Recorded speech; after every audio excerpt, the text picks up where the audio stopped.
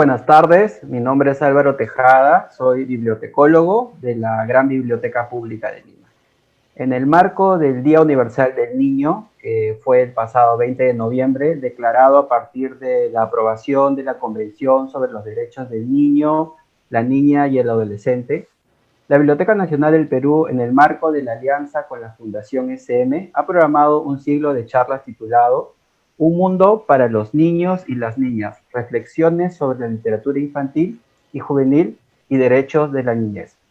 Contaremos con la presencia de destacados escritores y escritoras que reflexionarán sobre los aportes de la literatura infantil y juvenil para la protección y promoción de los derechos del niño, la niña y los adolescentes. A continuación, es un gusto darle la bienvenida a Elisa Cano, quien es coordinadora de literatura infantil y juvenil de la Fundación SM, y nos brindará algunas palabras. Buenas tardes, Elisa, y bienvenida. Adelante. Hola, Álvaro. ¿Qué tal, Antonio? Muchas gracias. Quiero saludar también a todos los que están del otro lado de la pantalla. Para nosotros es un gusto inmenso poder haber concretado este ciclo. Tenemos ya varias semanas, si no meses, gestando este ciclo de charlas. Efectivamente queríamos hacerlo en torno al 20 de noviembre, pero la coyuntura política nacional nos obligó a mover un poco las fechas, pero aquí estamos, contentos, ilusionados y ya un poco ansiosos de compartir parte de lo que autores de la casa han indagado y trabajado en pos de la niñez y en pos de poder hacer de este mundo y para los mediadores, bibliotecarios, maestros, un mundo más empático, más humano y que nos incluya a todos y a todas por igual. Para nosotros además es un placer porque SM y BNP, Biblioteca Nacional, están en esta alianza desde que SM llegó a Perú, desde 2008. Y cada vez estamos sumando más acciones por la literatura infantil y juvenil, y eso para nosotros es un tremendo orgullo, porque qué mejor aliado que la Biblioteca Nacional del Perú en temas de fomento de autores y de literatura de calidad. Así que nosotros todo el agradecimiento y esperamos que les guste tanto este ciclo que hemos preparado como a nosotros lo fue prepararlo.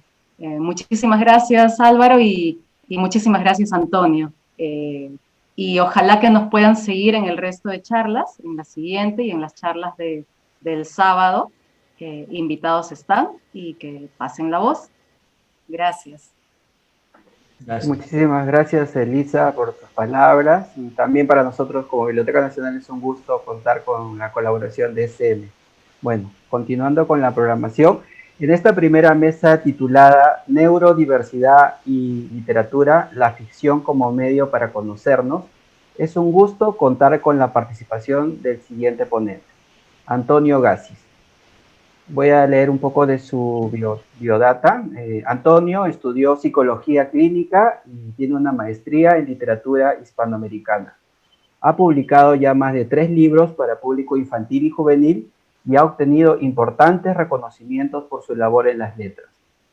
Ha sido finalista en el cuento de las 1000 palabras el año 2012 por la revista Caretas, y en el año 2019 obtuvo el premio SM El Barco de Vapor por su obra Los elefantes de Boracino, obra que ya cuenta con ediciones internacionales.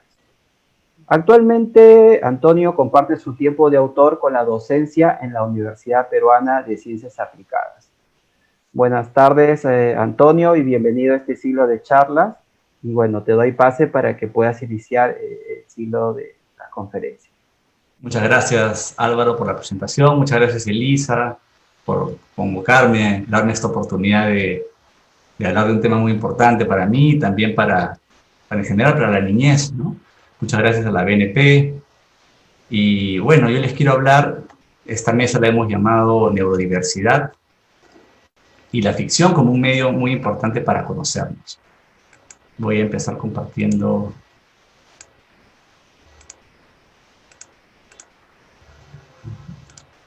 está, ese es el nombre finalmente que le pusimos a la mesa, neurodiversidad y literatura, la ficción como un medio para conocer.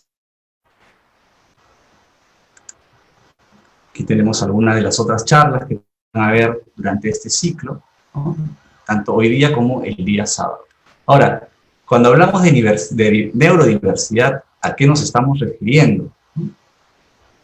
Porque la neurodiversidad finalmente es un movimiento que ha surgido en la actualidad justamente para contraponerse a la estigmatización y a considerar que lo típico es lo que debe normar en nuestras vidas, ¿no? Entonces, la neurodiversidad busca que el resto considere y acepte que la diversidad en las características humanas son resultado de variaciones en el campo neurológico. Tiene que ver con que las personas no deciden ser de una manera u otra, sino que han venido compuestas de ciertas maneras que finalmente las llevan a comportarse de una manera. Entonces, esto es lo que plantea el movimiento de la neurodiversidad en la actualidad. Este es el símbolo que usualmente buscan promover como para integrar e incluir a toda esta diversidad existente, ¿no? Por ejemplo, estamos hablando de autismo, de Asperger, de discalculia, dislexia, epilepsia, las personas que tienen Tourette, personas que tienen inhabilidad o una incapacidad intelectual, ¿no? Personas con trastorno, el llamado ADHD, ¿no? Entonces hay un conjunto, pues, de diferentes conductas o de diferentes situaciones. La neurodiversidad busca integrar a que se les acepte como que no se les discrimine, excluya por tener esa condición. Y el autismo, que de lo que yo conozco un poco, ¿no? porque lo estudié en la universidad, ¿no? Es de lo que yo voy a hablarles ahora en esta charla. Ahora, como les comenté, enfrentamos a lo típico, ¿no?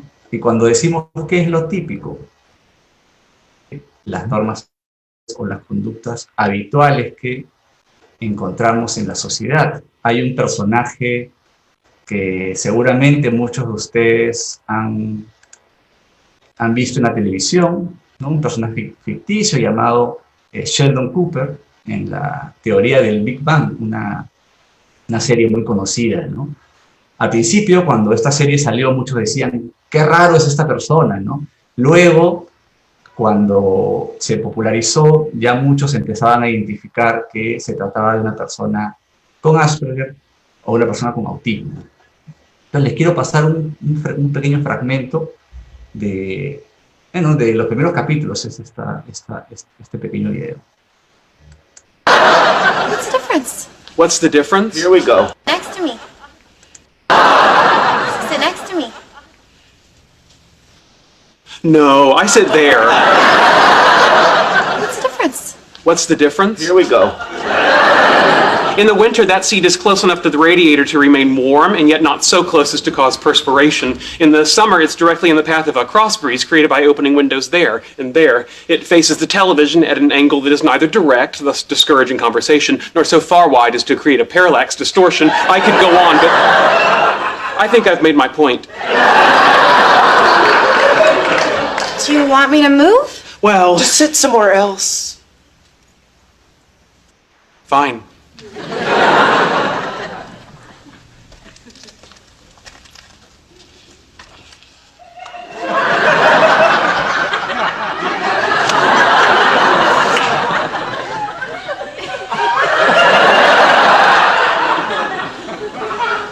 Sheldon, sit. Ah. I'm just gonna run to the store and get a few things. I'll pick you up when you're done. Okay. I like it a little better when you stay, but all right. Hey, Sheldon. Hello. I'm here for my haircut with Mr. D'Onofrio. I'm sorry. Uncle Tony's in the hospital. He's pretty sick. Oh, dear. Mr. D'Onofrio's in the hospital. Why do these things always happen to me? I can cut it for you. You're not Mr. D'Onofrio. I get my haircut by Mr. D'Onofrio. Do you believe this guy? Excuse us for a second. You're a grown man. He's a professional, and your haircut is number 3 on that poster from 1946. Just sit down and let him do it. Fine. But if I come out of this looking like a dork, it's on you.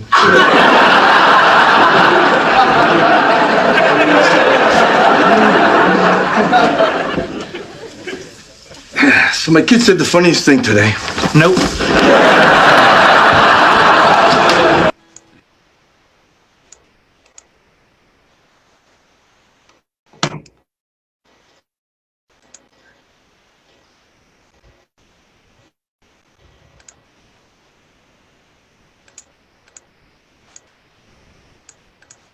Muy bien, entonces aquí en este pequeño fragmento de Sheldon vemos algunas de las características de una persona que tiene autismo o que tiene Asperger, ¿no? Por ejemplo, es una rigidez, están acostumbradas a comportarse de una manera y que las situaciones se repitan constantemente, que se sienta siempre en el mismo lugar, no está acostumbrada, puesta a que eso sea distinto en otra oportunidad, o está acostumbrado a que una persona le corte el pelo y no acepta que otra persona lo haga.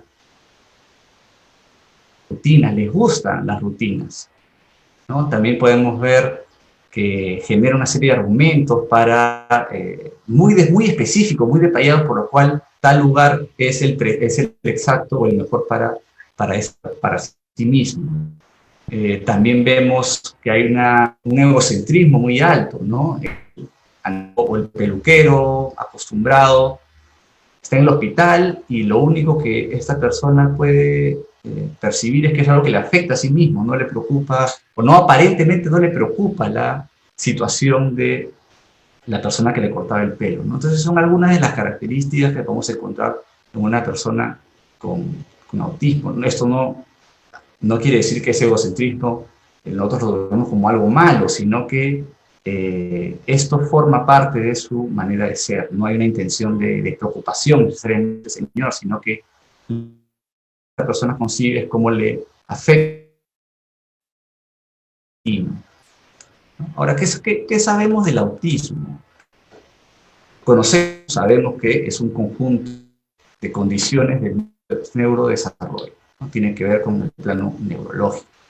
Se presentan dificultades en la comunicación y en las relaciones interpersonales. Antonio, disculpa que ¿podrías por favor colocarlo en pantalla completa la presentación para poder disfrutar mejor? Perdón, sí, pensé que estaba compartiendo. Ahora sí. A ver, un segundito. La presentación en pantalla completa como, como una transmisión en PPT. Estoy intentando hacer eso.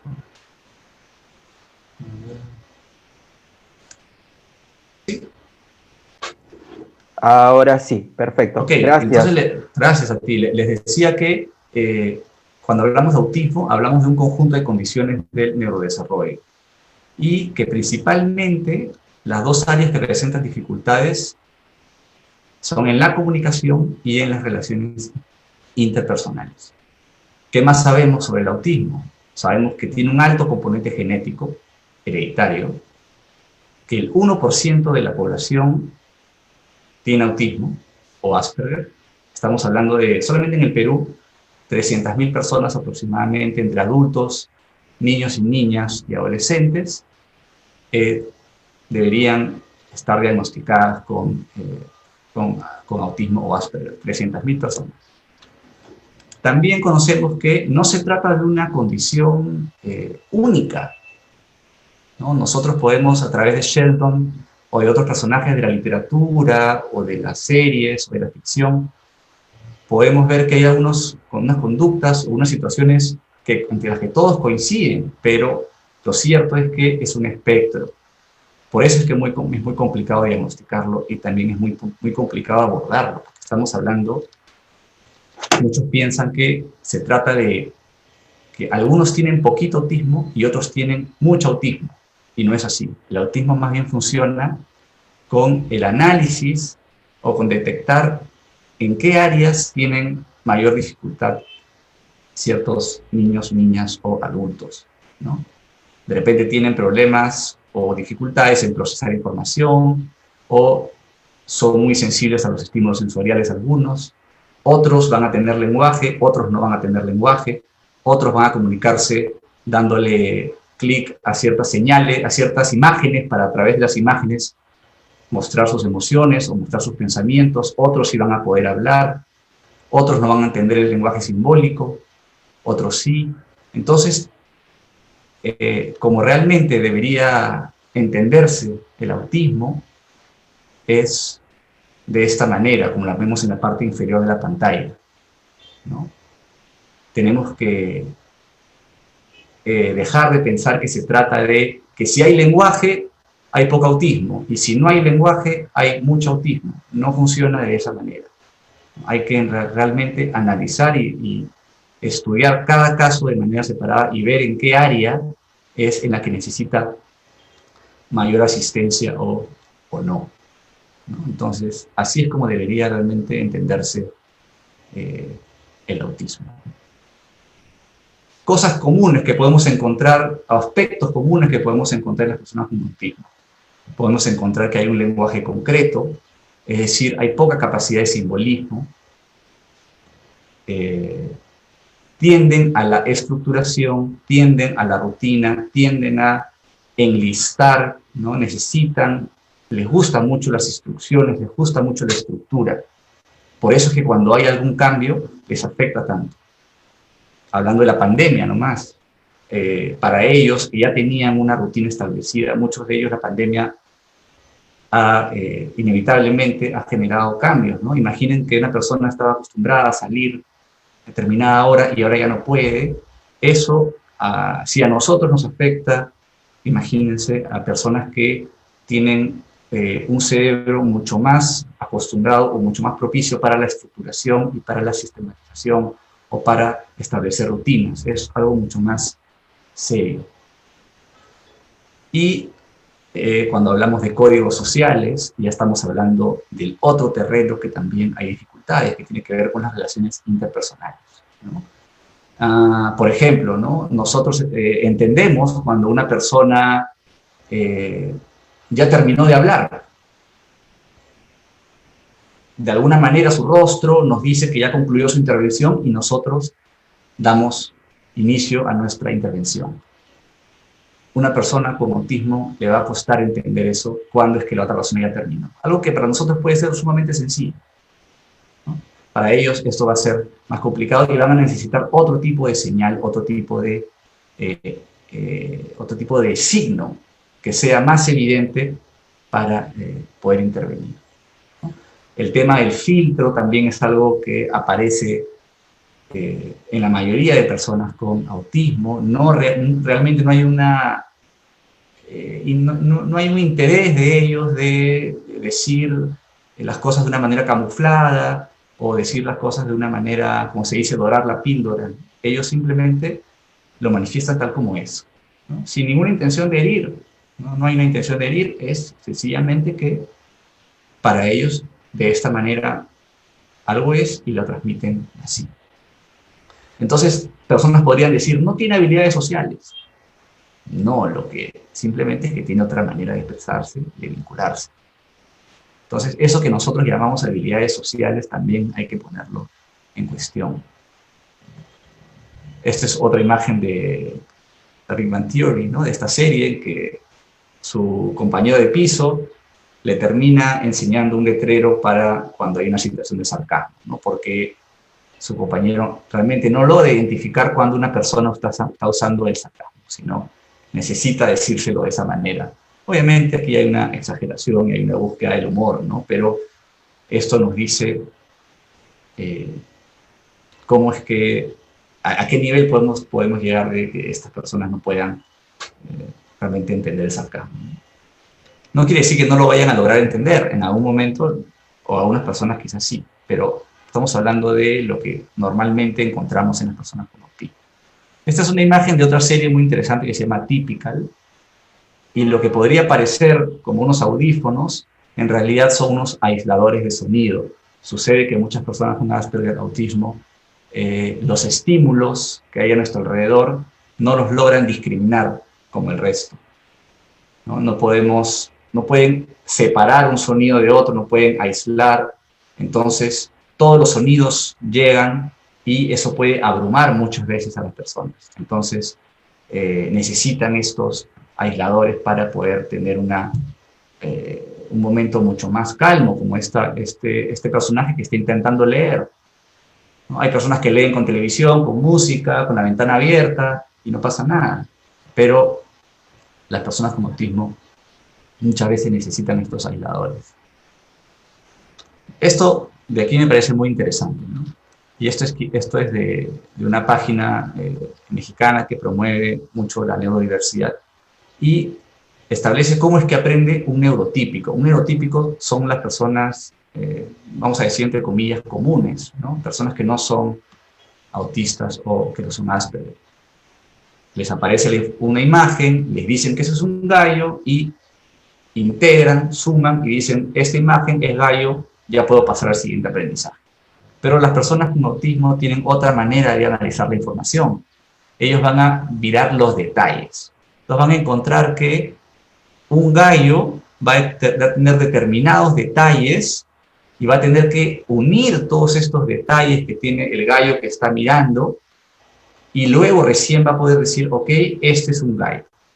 Pero ¿qué pasa cuando encuentra que hay un gallo que es diferente? Va a decir, esperen, ¿y el otro no era gallo? ¿Este también es gallo? ¿Cuál es gallo y cuál no es gallo? Va a tener que integrar ahora un nuevo, vamos a decir, un gallo que tiene otras características, ¿no? Esto también es un gallo, ok. Entonces es un proceso mucho más largo. Va a analizar las similitudes, va a analizar las diferencias y luego va a llegar a una conclusión.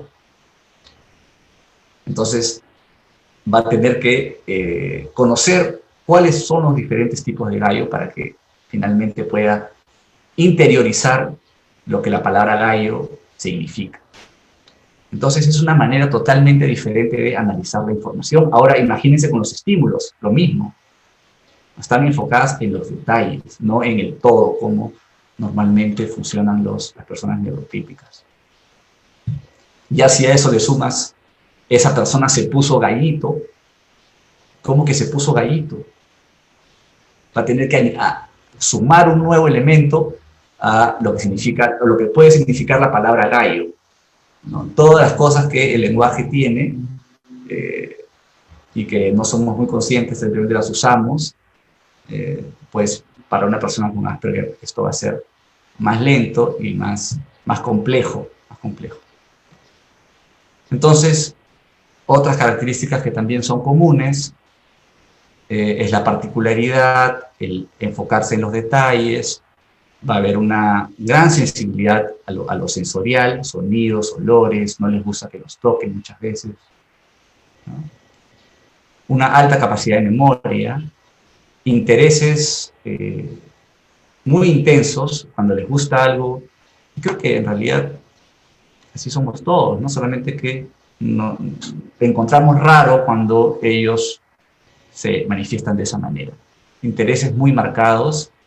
Y los steaming son estas conductas que pueden parecer las típicas pataletas, pero en realidad es un intento de suprimir todo lo que hay en el ambiente, porque el ambiente muchas veces es muy abrumador. Si a eso le sumas risas, si a eso le sumas agresión, ya imagínense el caso de un bloqueo que pueden llegar muchas veces. Finalmente, cuando hablamos del modelo médico, es lo que es el modelo tradicional y es justamente a lo que se opone el movimiento de la neurodiversidad. El modelo médico, ¿qué es lo que busca el modelo médico? Cuando nos resfriamos, cuando nos duele el estómago, nos duele la cabeza, o nos rompemos una pierna, vamos al médico y nos ponen un yeso, o nos recetan una pastilla, Es decir, el modelo médico busca una cura. Busca que, y en el caso, para las personas con autismo, buscan que sean como el resto, ¿no? Como lo típico. Entonces el modelo médico muchas veces ha buscado la cura para el autismo, y lo cierto es que no hay una cura porque no es una enfermedad. El modelo médico busca la eliminación de estas características, ¿no? Apunta a la reducción de estos síntomas, entre comillas. Busca resaltar las desventajas en lugar de centrarse en las ventajas, ¿no? Convierte a los padres en guerreros, en héroes, y esa no es la idea, ¿no? La idea es buscar que haya una aceptación, que haya una mirada de comprensión y de empatía. El modelo médico va a buscar la homogeneidad, ¿no? Es muy parecido a lo que podría suceder en un Estado cuando se forma. Busca que todos hablen la misma lengua, que todos tengan la misma religión. Es muy parecido, va a buscar el modelo médico que todos sean iguales. Y lo que busca el modelo de la neurodiversidad es que la diferencia sea importante y sea validada. Por ejemplo, el movimiento de la neurodiversidad se opone a la búsqueda de encontrar quizás el gen que podría causar el autismo, porque en caso de que lo encuentren, luego se puede modificar y desaparecería la población autista. Y eso pues sería, imagínense cómo podría sentirse una persona que hay un grupo de profesionales o de científicos que está buscando la eliminación de personas que son como ella. Es algo muy... puede verse como de una manera muy violenta, ¿no? Puede entenderse de una manera muy violenta. Entonces, la neurodiversidad busca celebrar estas diferencias, estas particularidades que tienen las personas con autismo, y lo que busca es mejorar los servicios para estas personas, busca que el resto se acomode a algunas demandas de esta población, ¿no? Que hay un esfuerzo de parte de la población, y creo que eso es finalmente lo que buscamos que suceda.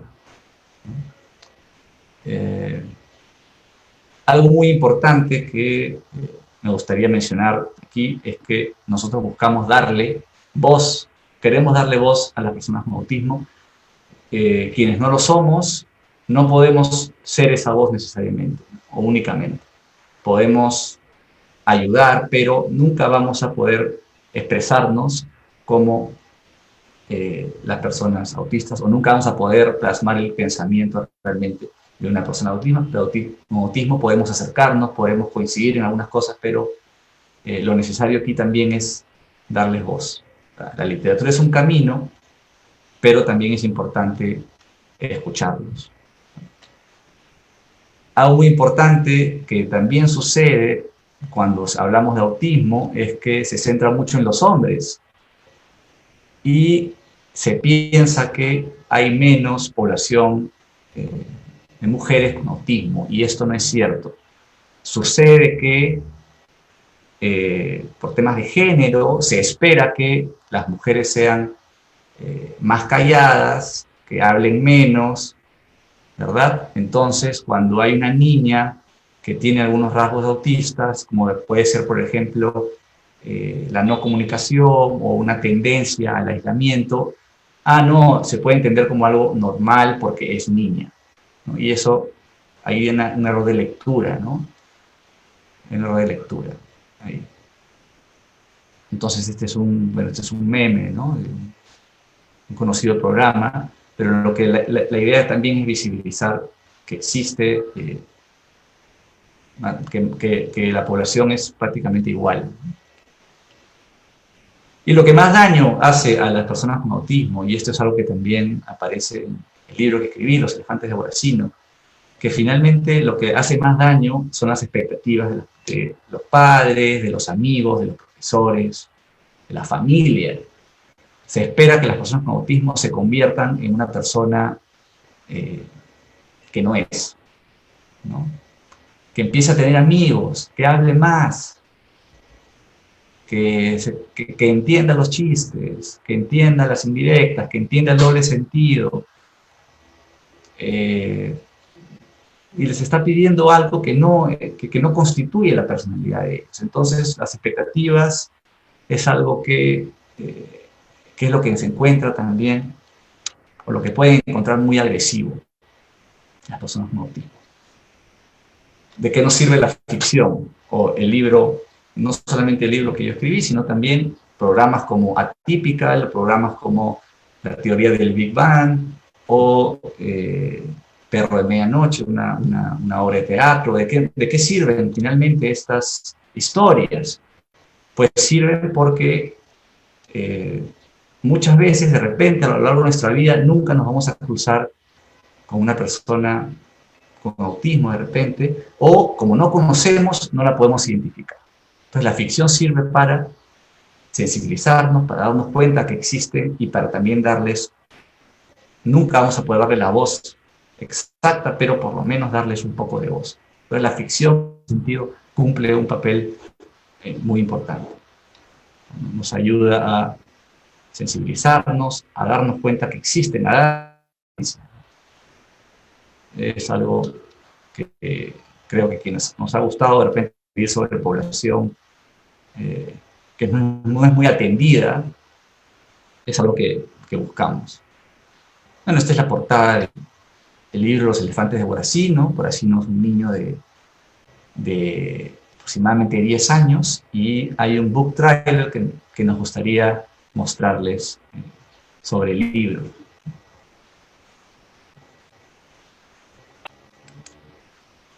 Por favor, Álvaro, si puedes presentarlo. Sí, vamos a colocar el video con el área de tecnología. Un ratito. Gracias. Está compartiendo la pantalla. Listo.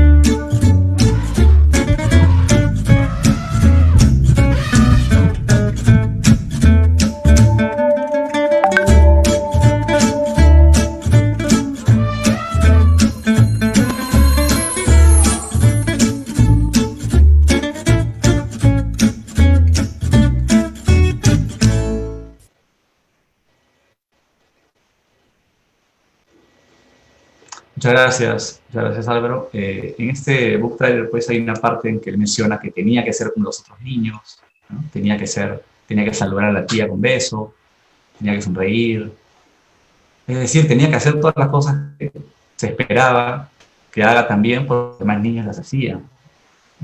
Y hay otra serie de la constitución de personalidad de Boracino que le impide comportarse de esa manera. Tenía también, quería mostrarles un pequeño fragmento del libro.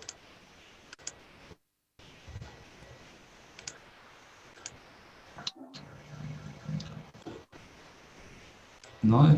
Para ir terminando la conversación, solamente leerles este pequeño fragmento. Dice: una tarde no quedaba un solo chocolate en casa.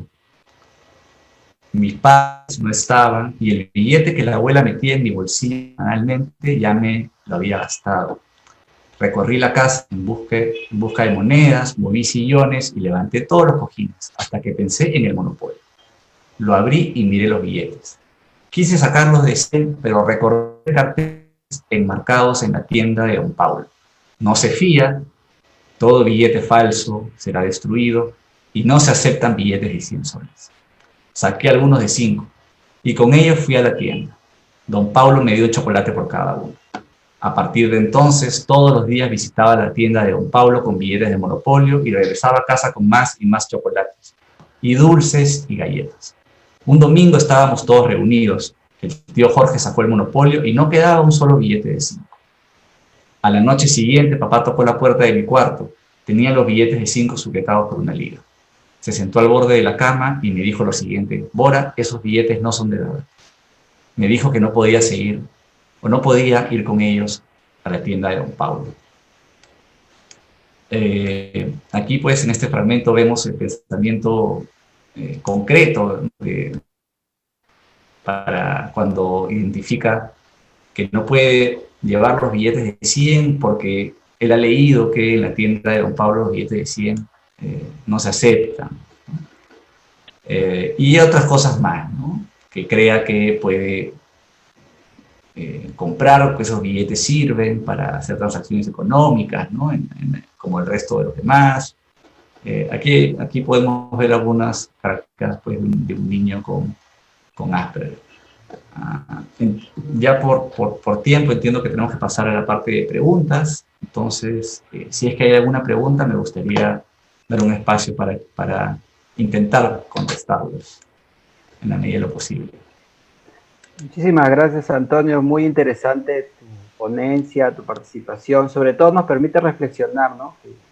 Casi 300.000 personas que son diagnosticadas con autismo, muchas de ellas niños, adolescentes que están en la escuela y que lleva un reto, ¿no? De mejorar los servicios educativos, los servicios públicos, las bibliotecas, para poder integrar, ¿no? Integrar a estas poblaciones. Y cómo a través de la literatura, de la ficción, intentar dar una voz, ¿no? Porque no necesariamente vamos a darle la voz, intentar darle una voz a esta población, sensibilizarnos y bueno, darles un lugar también en la sociedad. Y creo que la literatura es sumamente interesante, nos da todas estas posibilidades. Tengo un par de preguntas del público. Sí. Como bien dices, podemos ver la manera de responderlas y te voy transmitiendo la primera. A ver. Indican, ¿crees que la persona para escribir este tipo de libros, o sea, los autores, precisan una distinta sensibilidad o lo ves absolutamente igual a publicar otro libro, por ejemplo, para adultos? O sea, ¿cuál es el reto en sí de publicar libros para poblaciones, por ejemplo, con autismo? Bueno, parto del hecho que creo que todos los que nos gusta escribir, creo que tenemos de repente una sensibilidad por la realidad que nos rodea, ¿no? Suceden cosas y esas nos afectan y las podemos manifestar a través de textos, de cuentos, de novelas. En mi caso, yo siempre vi que era una población, y sigue siendo una población discriminada, ¿no? Poco atendida, poco mirada, excluida. Y en ese sentido sí creo que hubo de mi parte una curiosidad al menos por empaparme del tema y tratar de escribir una historia sobre eso.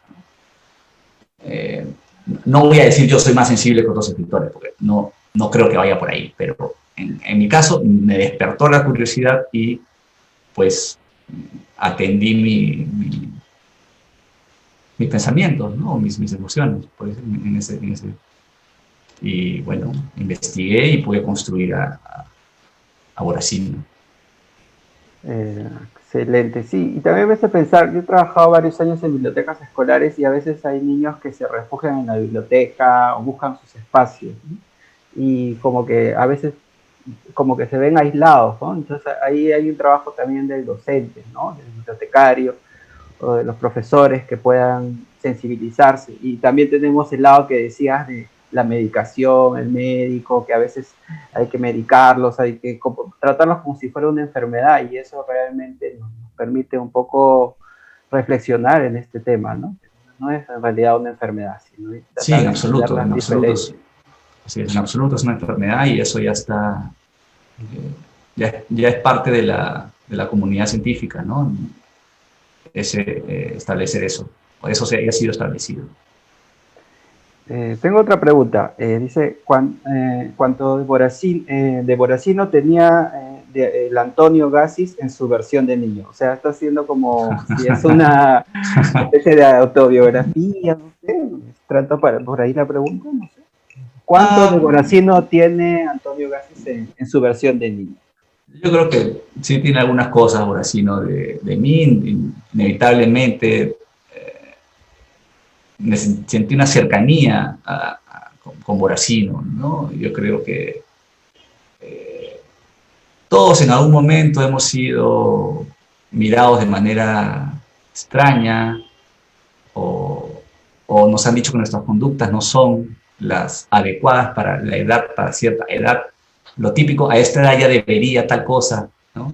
Tú ya deberías estar haciendo otra cosa. Ese tipo de comentarios creo que todos, en mayor o menor medida, los hemos sufrido. Y creo que encontré en Boracino también un niño con el cual identificarme en ese sentido. Sí.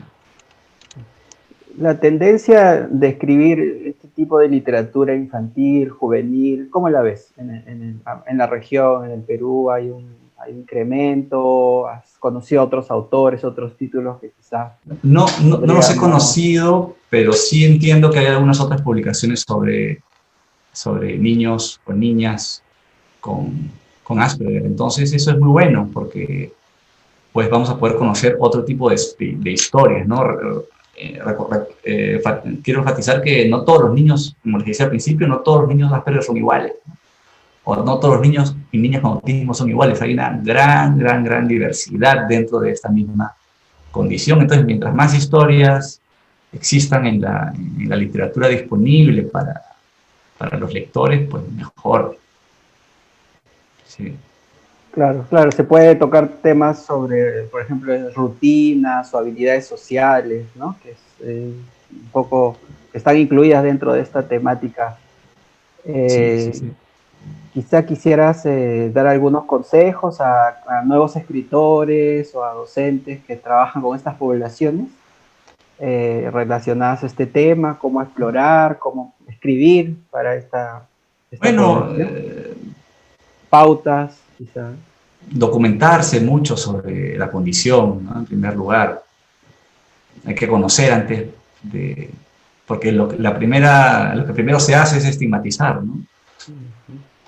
Entonces tiene que haber, creo que primero una documentación sobre la condición y luego puedes pasar a conocer a la persona que está ahí quizás escondida o quizás estigmatizada, pasando por un momento difícil, ¿no?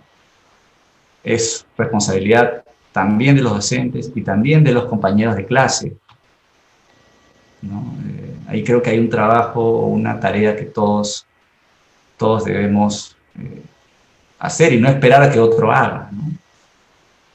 Supongo que el primer filtro es la casa, ¿no? El papá, la mamá, es como que se da cuenta de ciertas habilidades distintas y luego tiene que comunicar eso también a sus profesores para hacer un trabajo en equipo, ¿no? De integración, más que todo. Sí. Y no buscar que ese niño sea otro niño. Claro. Es que claro, yo puedo comprender que todos los padres quieren que su hijo encaje y que sea bien tratado por los demás. Eso es, creo que algo que todos los padres quieren para sus hijos, ¿no? Pero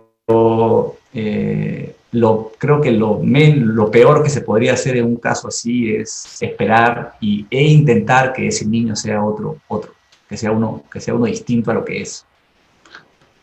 Entonces hay un trabajo de conocer realmente a este niño o niña de parte de los padres, o de los docentes, o de los cuidadores, o de quienes estén cerca a este niño o adulto, ¿no?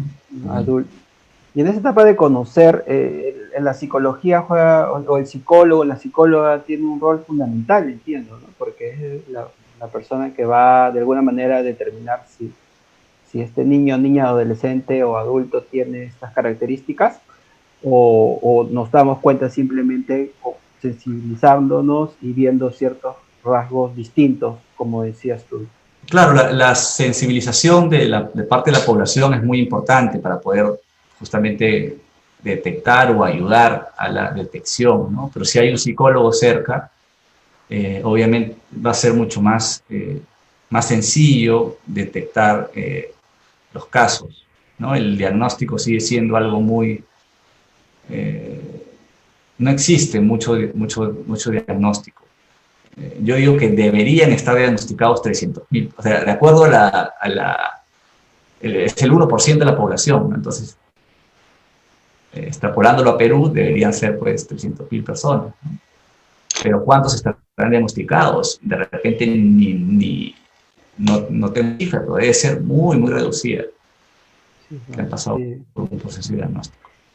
Sí, igualmente las instituciones públicas no siempre cuentan con servicios de psicología, ¿no? O servicios especializados que permitan diagnosticar. Entonces, estos niños, niñas, adolescentes sufren un bullying, ¿no? Por la diferencia que tienen. Y eso es un poco duro, que de repente los puede incluso marcar, ¿no? En su desarrollo.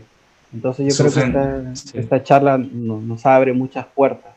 Sí, ¿vas a comentar algo? Sí, sufren bullying y muchas veces se les logra separar de los colegios para que el resto de la clase esté cómodo, ¿no? O esté tranquilo. Entonces, pues, ahí ya empezamos mal, ¿no? Si es que suceden este tipo de conductas. Bueno, tenemos un gran reto, Antonio. Vamos ya casi terminando. Quizás quieras compartir algunas palabras finales de reflexión. No, muchísimas gracias a quienes se hayan conectado para escuchar sobre Guaracino y la neurodiversidad. Muchas gracias a ti, Álvaro, a la BNP. Muchas gracias a Elisa y a todo SM por este espacio y por estas charlas tan chéveres que van a haber. Igualmente, muchísimas gracias de parte de la Biblioteca Nacional a Elisa Cano, Antonio, por esta excelente exposición. Y bueno, compartimos con el público, recordarles que bueno, la Biblioteca Nacional está desarrollando una programación cultural virtual que atiende justamente a las necesidades de estos tiempos, ¿no? Donde debemos mantener las medidas sanitarias de prevención, continuar con estas medidas. Todas las sesiones que se están presentando durante estas charlas están siendo grabadas y bueno, se van a colgar próximamente en las redes sociales de la institución, en el Facebook, YouTube y en nuestro podcast de Biblioteca Nacional. Adicional, también van a ser colgadas en las redes sociales de SM. No sé si Elisa quisiera, como tenemos un minuto, dar una palabra de cierre también.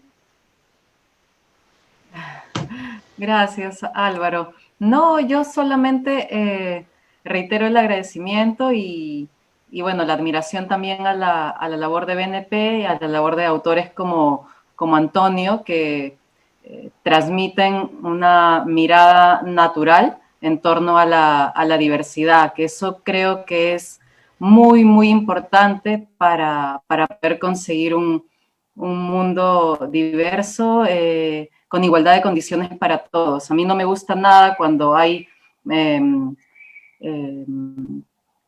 exposición de la diversidad, de la diferencia desde un sentido más casi de vitrina.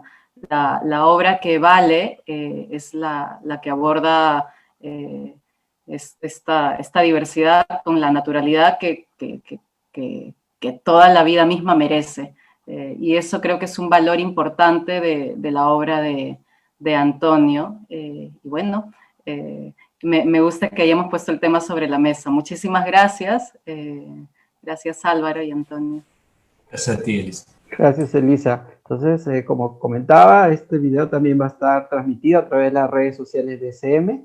Creo que también en los comentarios se va a compartir el enlace, ¿no? A más información sobre la publicación que nos ha comentado hoy Antonio. Y bueno, comentar a todo el público que en breves momentos nos encontraremos ya en la segunda mesa titulada Todas las formas abrazarnos en nuestras diferencias, ¿no? La cual se va a realizar a las 6 de la tarde y donde participará a las 7, perdón, y donde participará Annemie Cuculiza. Bueno, agradecemos, se mantengan por favor en silencio porque vamos a iniciar con la siguiente mesa en ya breves minutos. Y bueno, muchísimas gracias a todos por su participación. Nos vamos despidiendo y buenas noches. Chao. Hasta luego.